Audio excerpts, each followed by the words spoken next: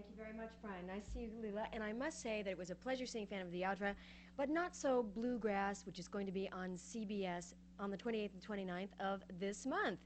In fact, it sort of is a one-liner. According to trainers in Kentucky, horses are dumber than oysters, and they have the best lines in this 4-hour miniseries. Now, to give you some idea of how really bad it is, all you have to do is get some of the names right. Now, being an honorable Kentucky colonel myself, I can tell you that names like Dancy Cutlet and Maud Bream aren't necessarily those that are generic to the area. But Mickey Rooney does have his chance to play a real bad guy. You do get to see the birth of a colt, which is nice. They bought 34 horses just for the taping of this series. And other than the names of the racetracks being changed and that sort of thing, there is some quite interesting photography. But the script is trash.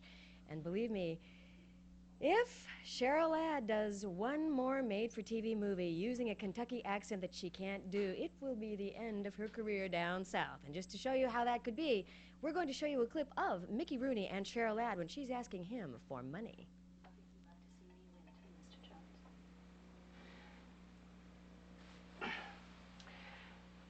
I'll give you a loan so you won't be squeezed out. Let's see, $500,000? And what do you want in return? In return, I'd like for you to sign this agreement. If Sir Outlaw wins the Kentucky Derby, Maud Breen will pay John Paul Jones double his investment. And if he loses?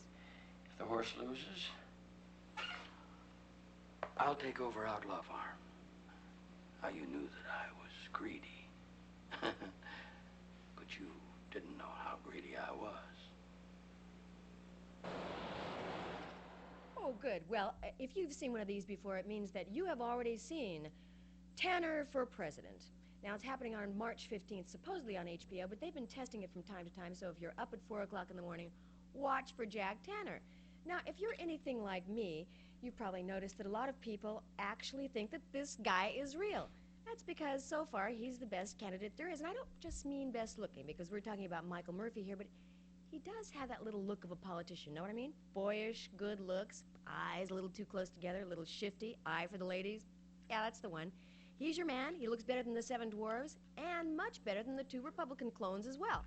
Now, you've doubtless seen on television that part of Tanner, the Dark Horse, which is part 1, has been showing real clips of some of the real candidates in New Hampshire. That does make it interesting, but let's go behind that and see one of the ladies in a house that they just happen into to pick up a little coffee. This is Tanner and his daughter, for whom he dropped out of the Congress some time ago because she was a dying kid. Now they're back on the campaign trail, starting in a Winnebago instead of being a limousine liberal. Now you can have a look at Tanner for President, Part 1, The Dark Horse on HBO. Paying for the tapes. Well, what are you doing? It's a neo-realistic political film documentary, actually. Here, yeah, excuse me. Would you mind if I took your picture here, all right? Oh. All right, there we go. Oh, good, eh? Oh, I like you so much. That's good. That flash. And it doesn't work all the time, and I have a terrible time. I know, it's very funny, those cameras. I know it, but She's not really committed yet.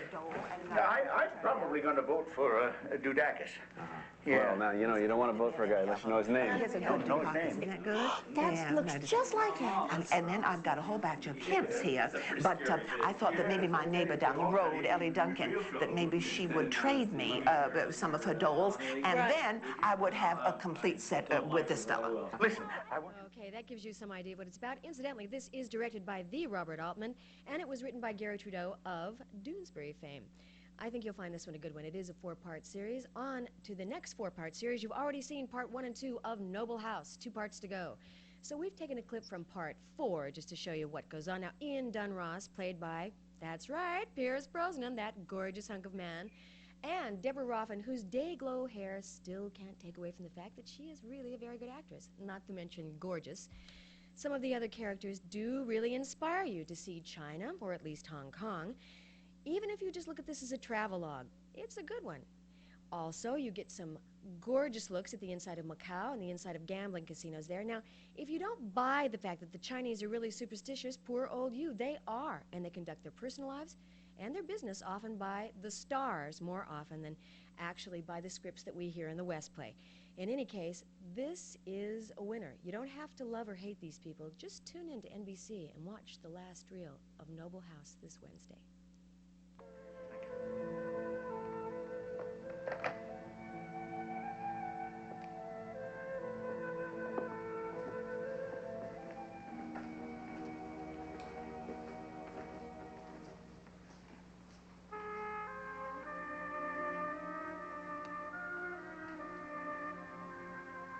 Governor extends his sympathies. Did they find him? Yes. I'll take Link's body back to California. I want it to be cremated. It's in his will. I'll make the arrangements. I keep thinking if he hadn't been in Rolanda's apartment. And to that you say Joss, right? It is Joss, Casey. Something no one can change or make less painful or wish away. It's what had to happen. No, it didn't have to. Thank you very much. If you want to see the rest of it, you're going to have to tune in Wednesday night for part 4 of Noble House. And now we're going to wrap for this week. See you next week here with the rest of the Couch Potatoes.